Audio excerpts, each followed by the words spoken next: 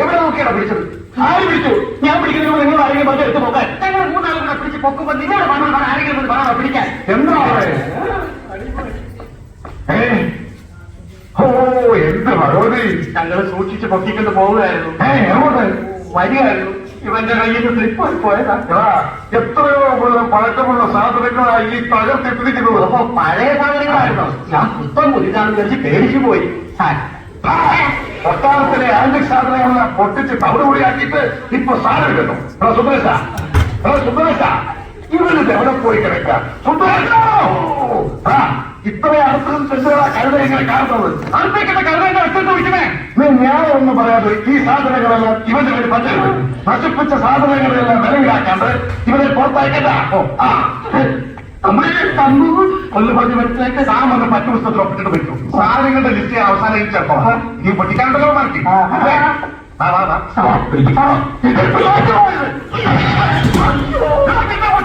പൊട്ടിക്കില്ല. ഒരവസ്ഥ ഒരിക്കൽ പോയി തലവിടാതെ രണ്ടോ പൊട്ടിരുന്നോളാം. ഇനി ഇവിടുത്തെ സാധനങ്ങൾ വല്ലതും കൈകൊണ്ട് തൊട്ടോ ആ കൈനെ വെട്ടിക്കളെ. നിന്നെ ഒന്ന് തിരിച്ചുവിടാൻ പറ്റാത്തോണ്ട് എന്നെ കുത്തുമായി എടുപ്പിക്കാനോ വിചാരം? പണിയെടുപ്പിച്ചിട്ട് മുതൽ പലിശ ഈടാക്കി നിന്റെ നാട് ഒഴിച്ചിട്ട് ലാഭം വിടും. ആരി കുലുവോ എന്താണ് നടന്നവരെ? ആ ചുറ്റിക്കാൻ വേണ്ടി വിടും. നീ പോയി ഫർണിച്ചർ എടുത്ത് വെച്ചാൽ സഹായിക്കും. നിങ്ങളവിടെ നിങ്ങളല്ല നീ പോ. നീ ഇങ്ങോട്ട് കൊണ്ട് ഫർണിച്ചർ എടുത്ത് വെക്കാൻ സഹായിക്കും.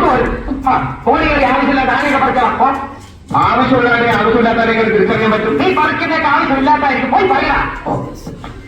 നീ കൊണ്ട് കൊടും. ആര് പറിക്കും? ആര് പറിക്കണ്ട. നീ ആര് പറിക്കണമെന്നോ ആരോഗ്യ ഗർഭമായി പണിയുന്നു. അവൻ എന്തെങ്കിലും സാധനം തല്ലി പൊട്ടിക്കുന്നുണ്ടോ പോയി നോക്കുമ്പോ അപ്രശ്നിക്ക. നീ ഭിത്തി ഒളിക്കാതെ. ആഹാ അയ്യോ ഭിത്തിക്കുന്നു. ശക്തിയത്തെ കുറച്ച് കൈകളെ ഇറങ്ങിട്ടെ.